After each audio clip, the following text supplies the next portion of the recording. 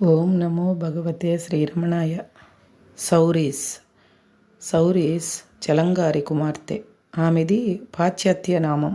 వారి కుటుంబ అలవాట్లు కూడా పాశ్చాత్యులను పోలినవే. సండే టైమ్స్లో శ్రీ భగవాన్ ఫోటోని మొట్టమొదటిసారి చూచినప్పుడు ఆ కురూపి ఎవరా అని ఆలోచించాను. అర్ధనగ్నంగా ఫోటో తీయించుకోవడమే కాక పత్రికల్లో కూడా ప్రచురింప చేసుకున్నారు అనుకున్నాను. ఆయనంటే అసహ్యం వేసింది. ఆయన తత్వం కూడా అసహ్యం వేసింది. ఆయన పేరు భగవాన్ రమణ మహర్షి అని తెలియగానే ఆ పేరు నా చెవులకి కృత్రిమంగా కటువుగా వినిపించింది. భగవాన్ రమణ మహర్షి ఆ 3 మాటలకి ఉన్న సంబంధం ఏమిటో తెలియలేదు. స్వంత ప్రచారానికి, తన గొప్పని చెప్పుకోవటానికి ఆ మూడింటిని కలుపుకున్నారు అనుకున్నాను. ఏ పేపర్లోనైనా ఆ ఫోటో కనపడితే వెంటనే పేజీని తిప్పేసేదాన్ని. అప్పుడు నాకు 14 ఏళ్ళు. ఆ మనిషి రూపాన్ని భరించలేకపోయేదాన్ని. కానీ ఈనాడు మహర్షి సౌందర్యానికి సాటిరాగల సౌందర్యమే నాకు కనపడదు. అది కేవలం అనిపించడమే కాదు, నా గట్టి నమ్మకం, నిశ్చితాభిప్రాయం కూడా. సమ్మోహకమైన వారి దరహాస్యం, మధురమైన వాక్కు, వారి తలపంకించే తీరు, మాయను చీల్చివేసే వారి చూపు ప్రపంచంలో ఇంకెక్కడా ఉండవు. 1936లో ఆశ్రమానికి వెళ్ళి మా నాన్న తిరిగి వచ్చేటప్పటికి నేను తలనొప్పితో పడుకొని ఉన్నాను. నేను తప్ప ఇంట్లో మిగిలిన వాళ్ళంతా ఆ ప్రయాణం గురించి తెలుసుకుందామని మా నాన్న చుట్టూ మూగారు. మొదట్లో నేనేమీ పట్టించుకోలేదు. కానీ అరుణాచలం అన్న పేరు వినబడగానే నా మనసు సంతోషంతో నిండిపోయింది. పక్క మీద నుంచి లేచి వెళ్ళి నాన్న దగ్గర కూర్చున్నాను. ఆయన చెప్తున్న కథ నాకు ఎంతో నచ్చింది. శ్రీ భగవాన్ బోధించిన ఆత్మజ్ఞానం గురించి నాన్న చెప్తున్నారు. మనస్సు, బుద్ధి, పంచేంద్రియాలు, శరీరం అన్నీ మిథ్యే. అసలైన నేను ఎవరో తెలుసుకోవాలని శ్రీ భగవాన్ బోధిస్తారని నాన్న వివరిస్తున్నారు. నాన్న ఏం చెప్పడానికి ప్రయత్నిస్తున్నారో నాకు తప్ప మిగిలిన వాళ్ళకెవ్వరికీ అర్థం కాలేదు. చిన్నప్పటి నుంచి ఈ ప్రపంచం నిజమా, కళ అన్న ప్రశ్న నాకు వస్తూనే ఉండేది. చిన్నప్పటి నుంచి నాకు ఇంకొక విషయం కూడా అనిపించేది. నా మనసు వెనుక నేనుని అందుకోవటానికి ఎన్నోసార్లు ప్రయత్నించానే కానీ నా వల్ల కాలేదు. గమ్యాన్ని చేరటానికి మనస్సు అడ్డు అవుతోందని తెలిసింది. కానీ దానిని దాటటం ఎట్లాగో తెలియలేదు. నేను అన్వేషిస్తున్న సత్యానికి మార్గాన్ని శ్రీ భగవాన్ బోధనలు చూపుతున్నాయని అర్థమైంది. తిరిగి పక్క మీద పడుకున్నాను. నాన్న వచ్చి నా దగ్గర కూర్చొని ఆశ్రమం తెచ్చిన విభూదిని నుదుటి మీద రాస్తూ శ్రీ భగవాన్ నామాన్ని 2 సార్లు ఉచ్చరించారు. మా నాన్న వేళ్ల నుంచి నా నుదుటిలోకి ఏదో చల్లటి శక్తి ప్రవహిస్తున్నట్లు అనిపించింది. వెంటనే నా తలనొప్పి మాయమైపోయింది. తరువాత నేనెవడను అనే పుస్తకాన్ని చదివి అందులో చెప్పిన పద్ధతిని అభ్యాసం చేయడం మొదలుపెట్టాను. మొదట్లో వచ్చిన ప్రతి ఆలోచనను తోచిపుచ్చడానికి ప్రయత్నిస్తున్నప్పుడల్లా ఆ స్థానంలో 10 ఆలోచనలు వచ్చేవి. దీనివల్ల ఆశాభంగం కలిగింది. కానీ నేను ప్రారంభించి 10 రోజులు గడిచాక శ్రీ భగవాన్ మూర్తి నాకు కనపడింది. ఫోటోల్లో తప్ప వారిని అప్పటి వరకు నేను చూడనేలేదు. నా మనసులోని ఆలోచనలన్నీ వాటంతట అవే అణిగిపోయాయి. నా హృదయం సంతోషంతో, ప్రేమతో నిండిపోయింది. చిన్నదాన్ని కావటం వల్ల అంత కష్టమైన సాధనని మానేసేదాన్నే. కానీ ధ్యానం మొదలుపెట్టినప్పటి నుంచి నన్ను చిన్నప్పటి నుంచి బాధించే తలనొప్పి పోయింది.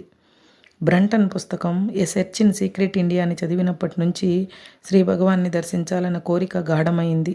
నా మనసులో ఎప్పుడూ వారి నామం మెదులుతుండేది. వారిని దర్శించాలన్న గాఢమైన కోరికతో 1 ఏడాది గడిపాను. మా తల్లిదండ్రులతో పాటు వెళ్ళాను శ్రీ భగవాన్ హాలులోకి. ఉదయం 8 గంటలకు ప్రవేశించారు. చాలా కాలంగా తెలిసినట్టు శ్రీ భగవాన్ నన్ను చూచి చిరునవ్వు నవ్వారు. నేను వస్తానని వారు చాలా కాలంగా ఎదురు చూస్తున్నారా అనిపించింది. వారి ఎదురుగా కూర్చున్న కొద్దిసేపటిలోనే సమాధిలో పడ్డాను. ఎంతో సహజంగా నీటిలో చేపని పడవేసినట్టయింది అది.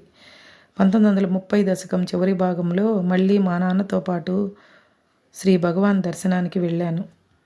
వారి సన్నిధిలో సంతోషంతో పరవశించిపోయేదాన్ని. అయినా చాలా కష్టాలు తప్పలేదు. ఆశ్రమంలోని వారి ప్రవర్తన, సంప్రదాయం ప్రకారం వాళ్ళు చేసే పూజలు ఇవేవీ నాకు నచ్చలేదు. ఒక సాయంత్రం నేను సమాధిలో ఉండగా ప్రసాదాన్ని పంచిపెడుతున్న ఆయన నా దగ్గరగా వచ్చి బిగ్గరగా తీసుకో అన్నాడు. నేను ఎడమ చేతిని చాచాను. నాకెప్పుడు ఎడమ చేతిని వాడటమే అలవాటు. నన్ను కోపడ్డాడు ఆయన. నాకెంతో బాధ కలిగింది. పరిచారకులు నన్ను కసురుకోవటం ఏమిటని. ఆశ్రమంలో జరిగే కర్మకాండలో అర్థం ఏమీ కనబడలేదు నాకు. అర్చకుడు హారతి పళ్ళెం తేగానే శ్రీ భగవాన్ దీపాన్ని కళ్ళకు అద్దుకొని విభూదిని కుంకుమని నుదుటికి రాసుకునేవారు. శ్రోత్రియ బ్రాహ్మణుడిలాగా శ్రీ భగవాన్ అట్లా ఎందుకు ప్రవర్తించేవారో నాకు అర్థమయ్యేది కాదు. ఈ లోకమంతా ఒక అర్థం లేని ఆటగా చూచే జ్ఞాని అయి ఉండి వారిట్లా ప్రవర్తించకూడదు అనుకునేదాన్ని. నాకు అర్థమైన వారి బోధనలకు విరుద్ధంగా వారు ప్రవర్తించడం చాలాసార్లు చూశాను. నాకంతా అయోమయంగా ఉండేది. ఈ గందరగోళం ఎక్కువవుతున్న కొద్దీ నాకు వారి పట్ల గల ప్రేమ తగ్గిపోతుందేమోననిపించేది. నా వైఖరిని సరిదిద్దుకోవడానికి ప్రారంభించాను. ఇట్లా అనుకున్నాను, శ్రీ భగవాన్ ముందు మనమెంత, వారు హారతి భక్తితో తీసుకుంటే కాదనటానికి మనమెవరం? శ్రీ భగవాన్ గురించి, హారతి గురించి వచ్చే ఆలోచనల వల్ల నా ధ్యానానికి అంతరాయం కలిగేది. ఆ తర్వాత ఒకనాడు చాడ్విక్ భక్తితో హారతి తీసుకొని విభూతిని కుంకుమని నొసటికి అద్దుకోవడం చూచాను. నేను చెలించిపోయాను. హిందూ జన్మనెత్తిన నాకే ఆ హారతిలో అర్థం కనబడకపోతే పాశ్చాత్యునికి అంతకన్నా ఎక్కువగానే అర్ధరహితంగా కనపడాలి కదా అనుకున్నాను. ఆనాటి నుండి శ్రీ భగవాన్ ఏం చేసినా దానిలో అందం కనబడేది నాకు. శ్రీ భగవాన్ సన్నిధిలో ఉండటం అంటే స్వర్గంలో ఉన్నట్టే నాకు. శ్రీ భగవాన్ నాకెట్లా కనబడ్డారో వ్రాయమంటే నాకున్న భాషా జ్ఞానం చాలదు. సాధారణంగా శ్రీ భగవాన్ మాట్లాడేవారు కారు. కానీ వారి పెదవుల మీద నుంచి ఒక్క మాట వస్తే ఏ విగ్రహం నుంచో మాట వచ్చినంత ఆశ్చర్యంగా ఉండేది. అన్నింటినీ మించి వారి మెరిసే కళ్ళు గమనించేదాన్ని. చీకట్లో కూడా అవి మెరుస్తూనే ఉండేవి. వారు మన వైపు చూస్తే ఆ చూపు ఒక బాణం వలె హృదయాంతరాలలోకి దూసుకుపోయేది. అక్కడ ఉన్నప్పుడల్లా ఆశ్రమం తప్ప మిగిలిన ప్రపంచమేమీ లేదనిపించేది నాకు. శ్రీ భగవాన్ని వదిలి వెళ్ళాలనిపించేది కాదు, అక్కడే ఉండిపోవాలనిపించేది. 1939లో ఆశ్రమం నుంచి తిరిగి వచ్చాక ఇల్లు ఒక జైలులాగా అనిపించింది. తిరిగి అరుణాచలం వెళ్ళాలని గట్టిగా అనుకున్నప్పుడు శ్రీ భగవాన్ కలలో కనపడి, ఎందుకు కలవరం, నేనెప్పుడూ నీతోనే ఉన్నాను అనేవారు. ఒక కలలో శ్రీ భగవాన్ నన్ను ఇట్లా అడిగారు, నీకు రచయిత్రి కావాలని ఉందా, లేకపోతే ఆత్మసాక్షాత్కారాన్ని పొందాలని ఉందా? వారికి ఆత్మసాక్షాత్కారమే కావాలని చెప్పాను. నా కథలను చదివిన వాళ్ళు ఇప్పుడేం రాస్తున్నారని అడిగేవారు. శ్రీ భగవాన్ నన్ను రాయటం మాపేయమన్నారు అని చెప్పేదాన్ని. వాళ్ళు నన్ను నమ్మలేకపోయేవాళ్ళు. ఇంటి వద్దనే నా సాధనను కొనసాగించాను. 1950లో అరుణాచలానికి వెళ్ళాను శాశ్వతంగా. అప్పటి వరకు భగవాన్ నన్ను పరీక్షిస్తుండేవారు. అదే లేకపోతే నేనెప్పుడో తప్పుదారులు తొక్కేదాన్ని, ఎందరి వల్లనో మోసపోయేదాన్ని. 1950 జనవరిలో మా కుటుంబం అరుణాచలానికి మారింది. మాకు శరణు అదే. అక్కడే శాశ్వతంగా ఉందామని వెళ్ళాం. మేము అక్కడికి చేరిన కొద్ది వారాలకే శ్రీ భగవాన్ దేహాన్ని విడిచేశారు. వారి సన్నిధిలో ప్రాణాలు విడవవచ్చని మేము వచ్చాము, కానీ మా కళ్ళ ఎదుటే వారు వెళ్ళిపోయారు. వారి సమాధికి దగ్గరలోనే ఉండేవాళ్ళం. వెళ్ళటానికి వేరే తావేది.